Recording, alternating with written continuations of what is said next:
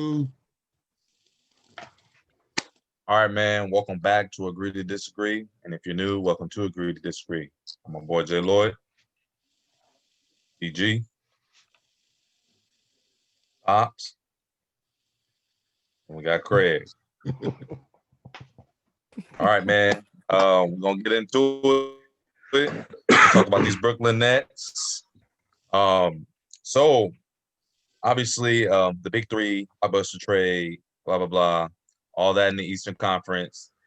People kind of just forgot about all the teams in the East, but that's the NBA. That's how it goes. That's how the media works. So right now, the talk is Brooklyn a threat to the Lakers? So I'm gonna start with you, BG. Before Paul, I know Paul's gonna get mad. We talked about this earlier. Laker fan. So, Laker fan. I think anytime you got three guys like that on a team, you're gonna be a threat. I think if they figure it out, they'll be a threat. But we talked about it as a group earlier, and Jay brought up a good point before we started, where the depth, right? Are they gonna have enough? But I think at the end of the day, and I always say this when it comes down to the end of games and it comes down to the playoffs, you need your role players, yes, but they got three guys at the end of the game. And I know the big thing is be who takes a shot. But to answer the question, I think they're going to be a threat if they figure it out. I still think the Lakers are, probably are the favorites the way they're playing right now. It's still early, but I think if Brooklyn figures it out, they'll be all right for sure. And they got KD. I think KD has that little chip back again. So get this over with. Go ahead, man. Go ahead. Y'all tripping already. I can't believe this. We 30 No, they're not a threat. No, they're not a threat. Because the one thing are they going to be able to score the ball? Yeah, they're going to be able to score the ball. The problem is, are they going to be able to stop anybody? They can't stop anybody. When they go small with Kyrie, they're going to go small. And you can't sit and say, we're going to go small ball and KD going to guard Anthony Davis. Not going to work. Now, they can try it if they want to. No, there ain't no threat. I'm not going to entertain that. There are no threat. It's going to look good. On paper, it look like, yeah, they should clash. Well, we always know what happens when people are a threat. They don't make it. So, like I said, the Nets will be like the Clippers. They will not be coming out the East just like the Clippers forwarded. It's going to be the same thing with the Nets. No, they're not a threat. LeBron James, baby. Stop. That's all I gotta say. No threat. He's coming off a great game, by the way. You really don't think they're a threat? Coming off a great game. No, they're not a threat. Because I'm gonna tell you, I can tell you why. Well, the last, they played, right? Now I'm gonna go into my Jerry West theory. This is why. What Kyrie have? 37? Kyrie had 37 his first game back. All right, and that's cool. All right, they were balling. Sexton had 42. Kyrie had 37? Yeah, Kyrie had 37. Sexton has 42. So somebody ain't playing no D. I don't hear again. I'm not giving them, if you can come back and score 37 and you 2 weeks out, I'm not going to give you that, we need to mesh a little more, see how it is. Nah, bro. Ain't nobody giving you that type of time. No. You gave up 42 to Sexton. You did. And if you don't knock it off, I forgot the Lakers won their first game when they got AD. My bad. We can't. No, we got to give them time. What time? Bro, did the Lakers win their first game together? Did they? No, but still, everybody. We're gonna give them time. No, no, ain't no time. Time is not. The clock is ticking. Dame time. Dang, the clock is ticking. I'm not giving them time. Well, they lost in overtime. And like I said, Sexton had 42. In the words of Jerry West, that's a 5-point difference. What they lose by tonight? 5? 5 or 7 or something like that? Rest right there. Cleveland, Bickerstaff.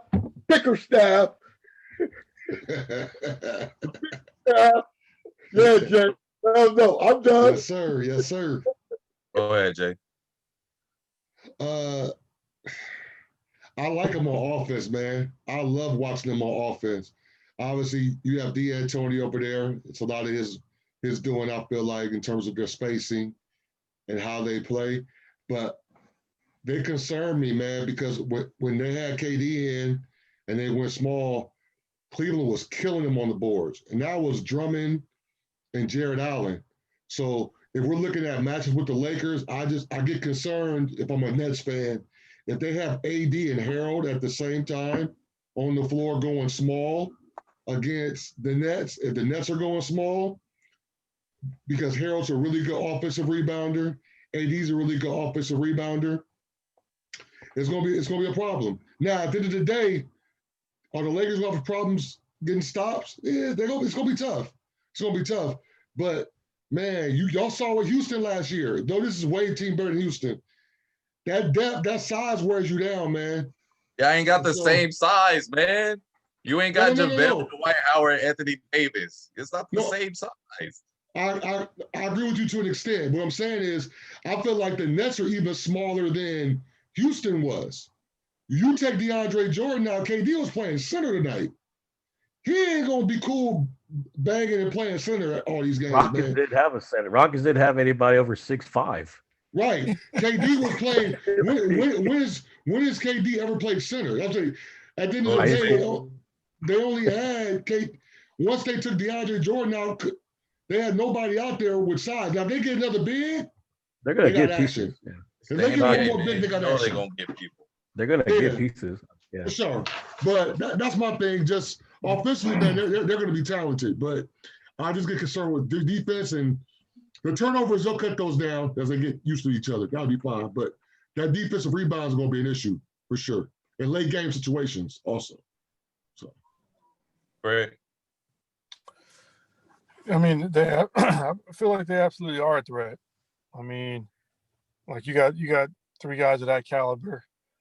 I mean, they are a threat. The first thing, though, they have to go to the East, like I mentioned on a previous show, because you are going against teams that made a good playoff run last season. So you can't really, you got to give them teams some credit. Secondly, they are small, and I think that, fatigue's going to set in as well. If you got these guys playing these kind of minutes with no subs, you saw it happen with Harden when he played, with the Rockets. I mean, fatigue's going to set in. Not only do they have to get to the East with playoff experienced teams, but they have to figure out a way to keep these guys having some legs. And with the way this season is weird, like I said last season, anything can happen. But I just think they're going to be fatigued. The one thing I do agree with, John, is that I feel like the Lakers are small too, especially compared to last year. All you got is Marc Gasol and AD. I think the Lakers definitely need another big, not as bad as the Nets do, but that's the point I want to address. But I do think the Lakers are the champs. You do have to dethrone them. But if the Nets do make it through the East and they play the Lakers, it's going to be, they will be a threat. But like I said on the previous shows as well, when it comes to the playoffs and coaching, is Nash proven, whereas he can drop a play with 2 seconds left that can get him over the hump. Can he make the right key subs? Are the players going to respect him enough to go what he wants to do in the fourth quarter? Those are the things that we talked about before, that I think those might be the Achilles heel for the Nets when it comes down to, making a championship run. Very well said, Craig. I think that's a big part. No one really spoke on it, is Nash, especially in playoffs. Not saying that he don't know hoop or anything like that. It's just, are those guys gonna let him coach them, And we all know in playoffs, you ain't gonna win no games or get far in playoffs without coaching. 7 games, best of 7 games is about adjustments. But my take is, are they a threat to the Lakers? Yeah and no. Right now, obviously no, because they got 7 players on the bench. But it being the NBA and seeing how the NBA works and understanding, we talk about the political side all the time. Understanding that everyone wants to see the Nets and Lakers. I see them getting the big that Jay said they need. I see them getting another 3-and-D guy that they need. It's still early, but it's just gonna have to come down to managing egos, man. How bad they want to win. Where's Kyrie's mindset? But are they a threat to the Lakers? Yeah, no. That's my take on it. I'm not gonna sit here and say if the Lakers see the Nets in playoffs, there's no threat. That's blasphemy. I agree with that. I agree with that. How are they going to get a 3-and-D guy? How are they going to get another center? Okay, here again, odd man out. Who was the odd man out when Kyrie came back? Joe Harris. Nah, James Harden. James Harden. You can't be. What did Harris have tonight? Who cares? Who cares? He can't be an odd man out. He can't be an odd man out. Kyrie shot the ball 28 times tonight, that game. We know he gonna do that. I feel like James Harden was the odd man out. Me and Jay were talking about it earlier, man. If there's anyone who kind of took a back seat today, it was James Harden. Okay. So, but all the other games when Kyrie been out, where's James Harris? So what happens to his role now? It's gonna be huge, man. That's huge. That is huge. You talking about gotta have guys to step up, man? That's huge. And these are like, well, you know, when they went, I mean, KD better play center. Okay. All right. So tell me what you think is more productive. All right. James Harden getting, I ain't gonna say 20 and 28. Dang, Kyrie. Say James Harden getting 15 to 20 shots, right? And Kyrie putting up 20. So that 20 that Joe Harris has, Kyrie gets that 20. Does the game look a little different with the ball and the offense running through KD and Harden rather than KD and Kyrie? Because that's who the offense ran through tonight. To be honest, and I know Brooklyn would not do this because they just feel like they have to do it now. Well, Brooklyn probably really needs to trade Kyrie and get the 3-and-D guy or get the center. And it's not going to happen. But the blueprint, if Cleveland did what they did to him, what do you think is going to happen? Everybody's going to say, well, let's try that. Let's just beat him up. Because you asking KD, that's too much wear and tear, man. I mean, it's okay. You want it to work. Everybody boys, everybody good friends. Look, man, if you all about that chip, you might have to get rid of Kyrie because defensively, that's going to be a problem. And I said that earlier. I said that too earlier, but I take that back, man. It's too early. Too early. So we just don't. It's too early. Everybody in the league right now. It really is too early. But you kind of see like, all right. Possibly, if they don't all click together, you really they're not a threat. If they all click, they all figure it out. Like it's in the perfect scenario. Here's the point that y'all missing. No, here's the point that y'all missing. They did click. The three of them, they did click. They didn't, Pop. No, they didn't. They did not click tonight. No, you watched the game? They're 18 years old. Wait, did you watch the game? I saw the stats and that ain't clicking. Nah, man, you gotta watch the game, bro. You watch the game. Stats lie. They lie. Jay, help me out. Wait a minute. I know you didn't say stats lie. Not you. That didn't come from you. You can't look at stats and say it click. Now we're not going on stats. You can't look at stats and say that they clicking because they all had 25, 15. That doesn't determine they're clicking, bro. Okay. So, it's crazy. I see what you guys are saying. It's one of the things when I watched the game, I just got concerned with James is going to defer and be more of the lead guard. I see that's what they're trying to do. I just saw Kyrie. Kyrie to me seemed left out more than KD did. If I watched, Kyrie had 28 shots, but it was almost like they were trying to force feed Kyrie the ball to make sure that Kyrie got shots. Rather than when KD gets his shots, they're in the flow. So to me, it's going to be a situation in a close game. And that's what I mean, BG. When James Harden has to bring the ball and make that decision, somebody's going to be unhappy. If you got Kobe, Shaq, and Devin George Devin George, he ain't got no room to be unhappy. He's Devin George.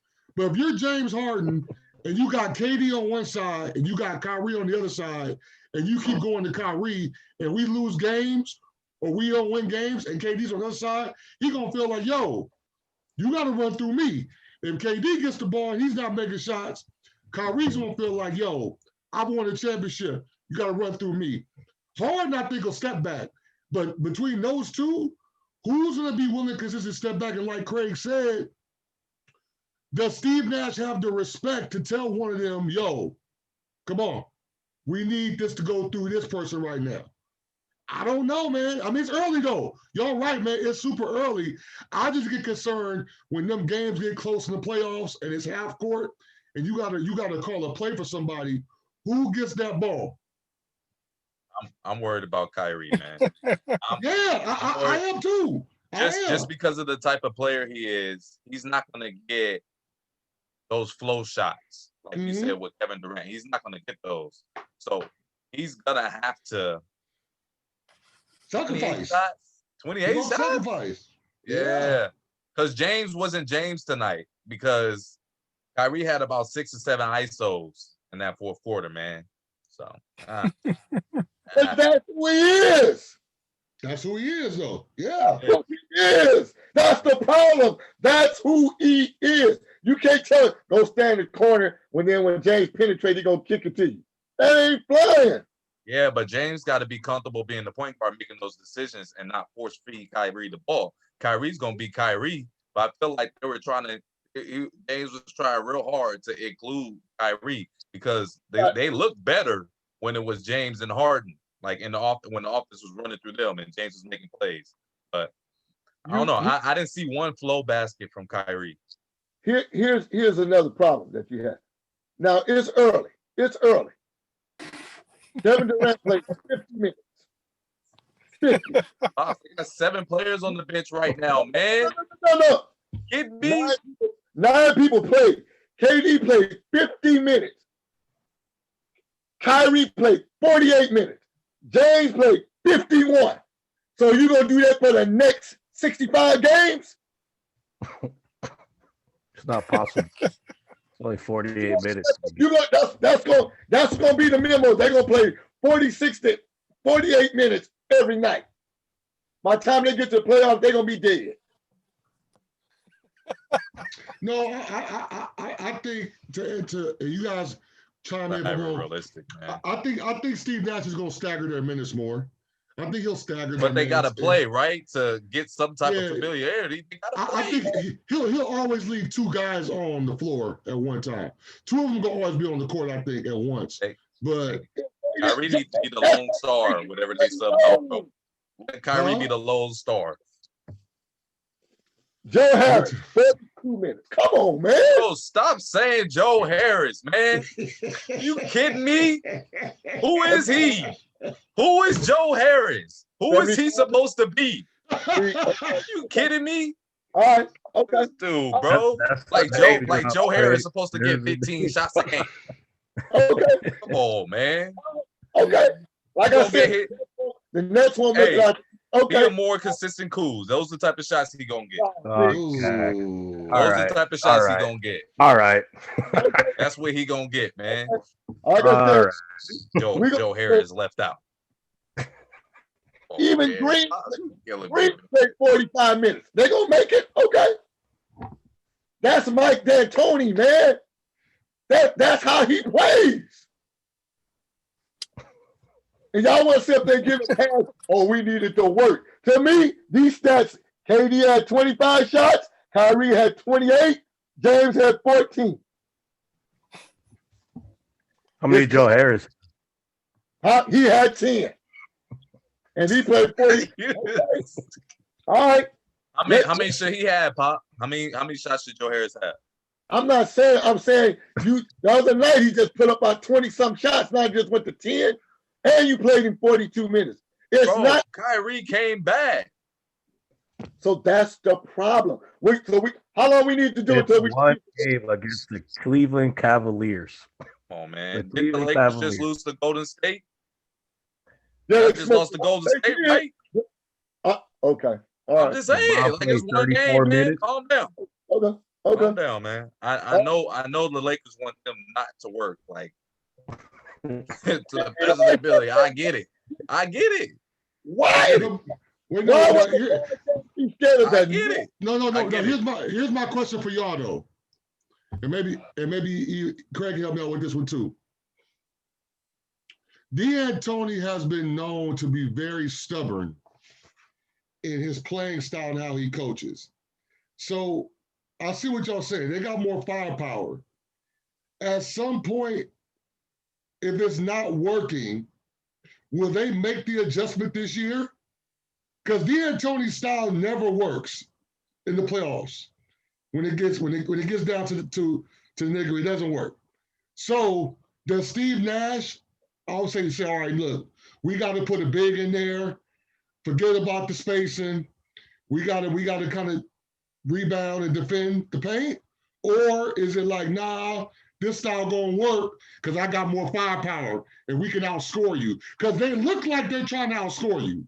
They look to me just like a D'Antoni team today with way better talent.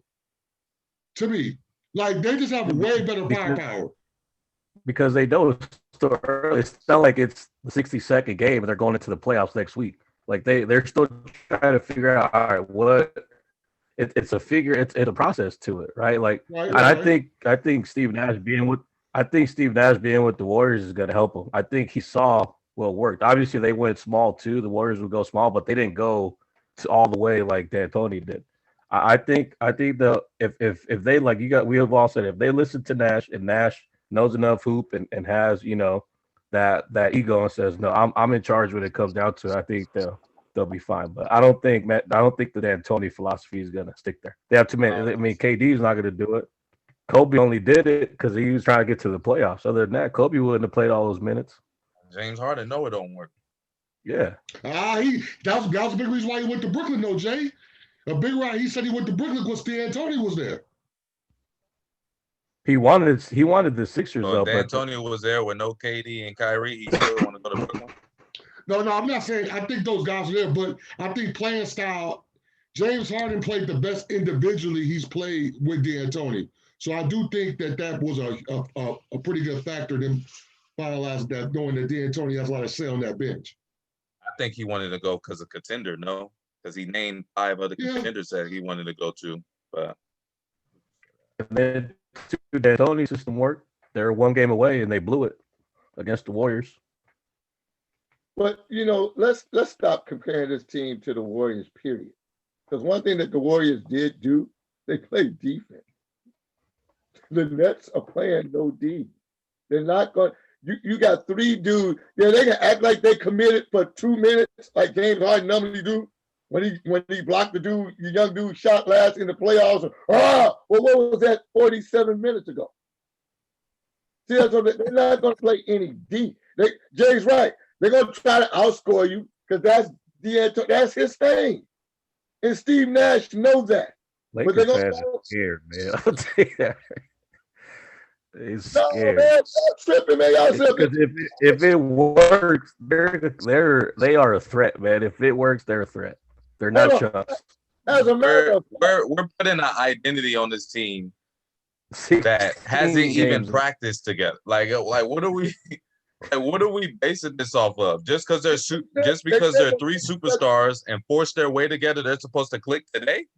They said it's not realistic, man. It's not realistic. All summer together. That's what they said. That's not realistic, man. Oh no, I don't know nothing about that. Come on, man. That's not realistic. That's not realistic. Okay. All right. Okay. They got the talent. They got the talent. I still want to see how they're gonna make it work. If they put it together. Yeah. Yeah, and then they can. They're not gonna play D. They are gonna try to outscore you. The major thing the Lakers have to worry about is what we thought about last playoffs is, are they gonna be able to defend these dudes on the perimeter? And that's gonna be the Lakers' biggest threat. Jared, we've had some teams that we got to outscore this game. Like sometimes they're just too big. We tell the kids for the game, personnel wise, we got to score. I Obviously, it's different. I hear what all y'all saying. It's one game, but we all are coaches and have experience in that, right? Personnel is a huge part of it. If you look at the personnel, they have no defensive stoppers on their team. They have no guys right now that are 3-and-D guys right now on their team. So if we're going to base it on the assumption that they're going to get more people on the roster, then for sure. But if we're going to if the team stays the way it is, they have no guys on that team right now. Torian Prince just got traded. So they have nobody on their team that's saying, all right, my whole goal is to go guard Colin Sexton when he scores 20 points straight. He scored 20 points straight tonight. And they have nobody right now on their team that says, your job is just to stop him. That's even when KCP was getting toe up.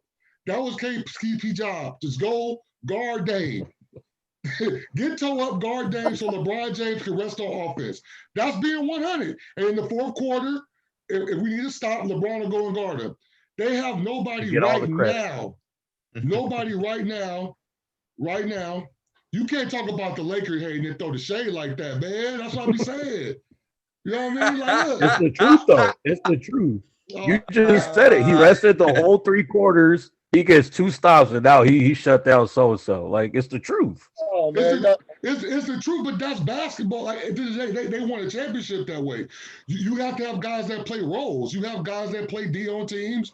You have guys who guard the best player on teams.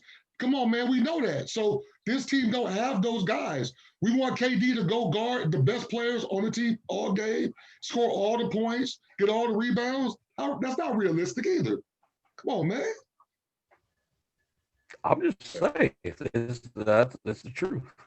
That's fair. I think it just comes down to if it works, they wrong, they failed. It looks really, really bad.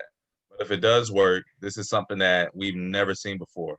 You have 2 of the most prolific scorers in history, KD and James Harden, and the best ball handler and finisher at the basket that I've seen in Kyrie Irving.